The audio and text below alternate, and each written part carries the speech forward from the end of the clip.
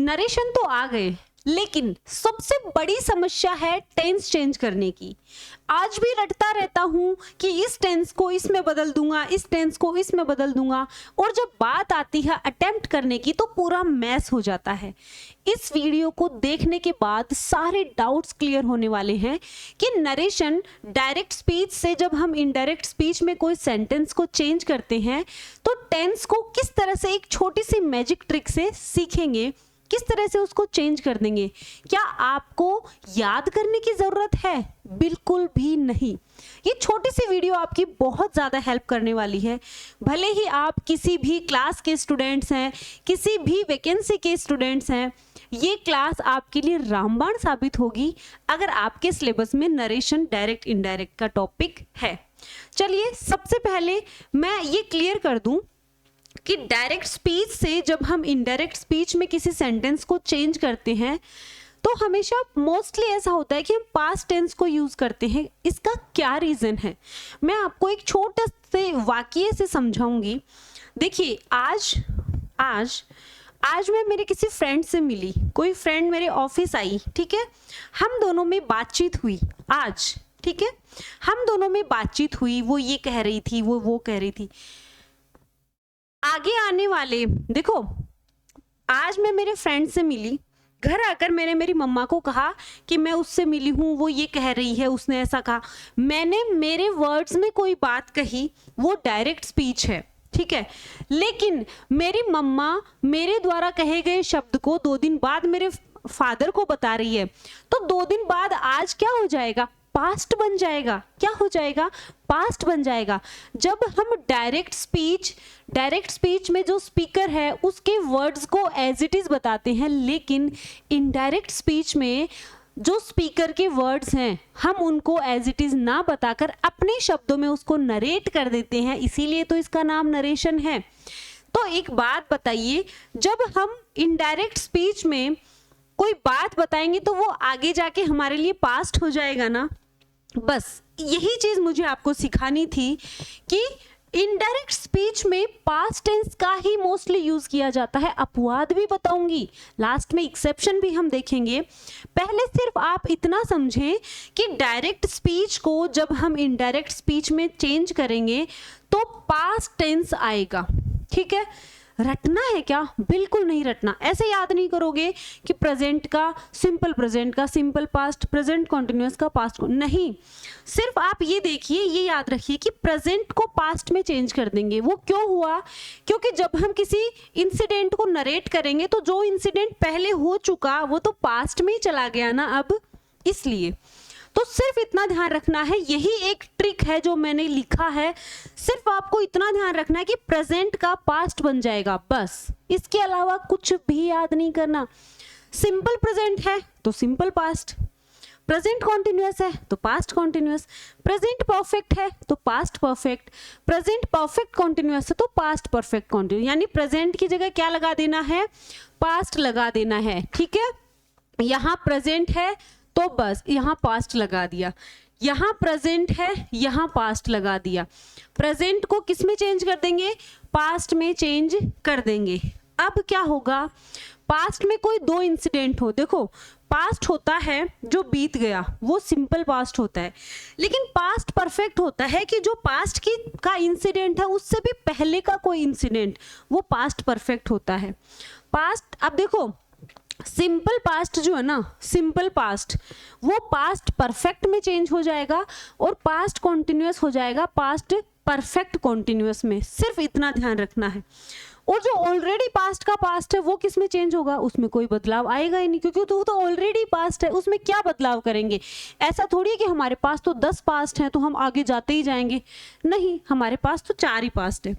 तो past perfect और past perfect में कोई बदलाव नहीं होगा।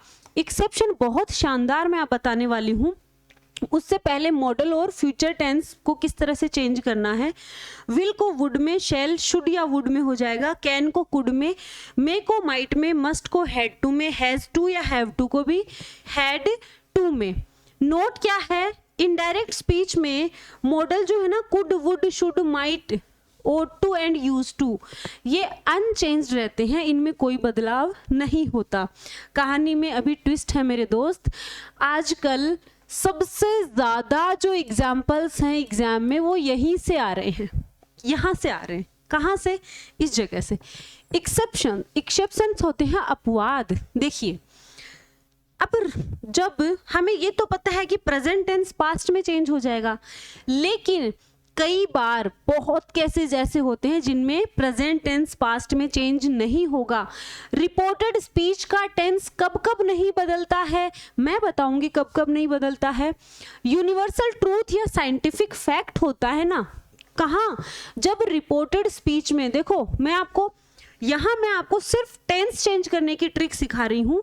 अगर आपको पूरा टॉपिक डिटेल में पढ़ना है, मैंने आपको अलग से पढ़ाया हुआ है पूरा डिटेल में, आप वहां जाकर वो वीडियो देख लेना। डायरेक्ट स्पीच है, he said the sun rises in the east. ये सैड क्या है? ये सैड रिपोर्टिंग वर्ब है। क्या है बच्चों? Reporting verb.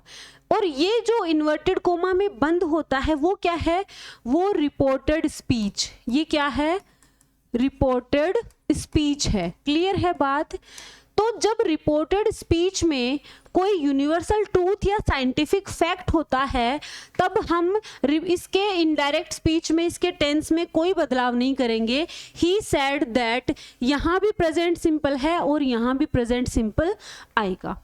हैबिचुअल एक्शन होता है ना, बार बार पीने वाला हैबिचुअल एक्शन, जैसे she said I drink coffee every morning.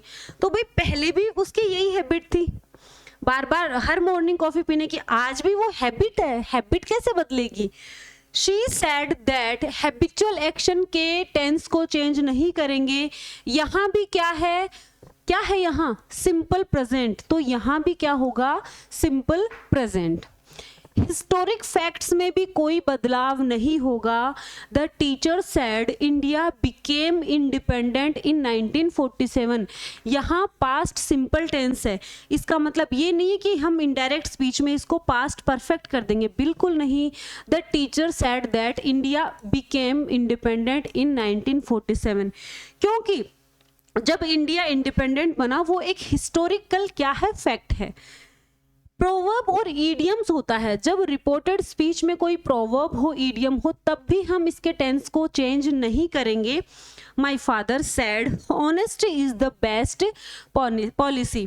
ईमानदारी तो आज भी बेस्ट पॉलिसी है, पहले भी बेस्ट पॉलिसी थी, आगे आने वाले सालों सालों तक बेस्ट पॉलिसी रहेगी। तो my father sad that, honesty is आएगा, वॉज नहीं आएगा, टेंस चेंज नहीं होगा।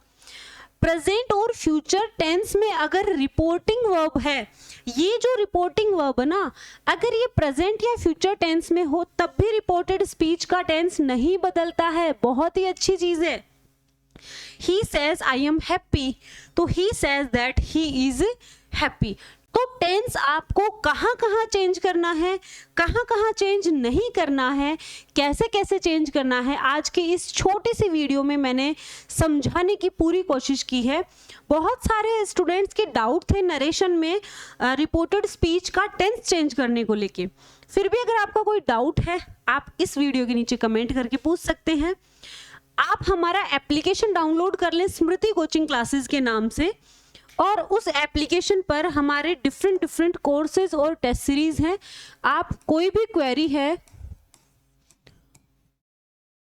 हमारे ऑफिस के नंबर पर कॉल मैसेज करके पूछ सकते हैं। ओके, आई होप ये वीडियो आपको अच्छा लगा होगा। वीडियो पसंद आया है प्लीज इसको लाइक कर दें। चैनल पर नए हैं हमारी फैमिली के मेंबर बनिए, चैनल को सब्सक्राइब कर दीजिए। Thank you so much.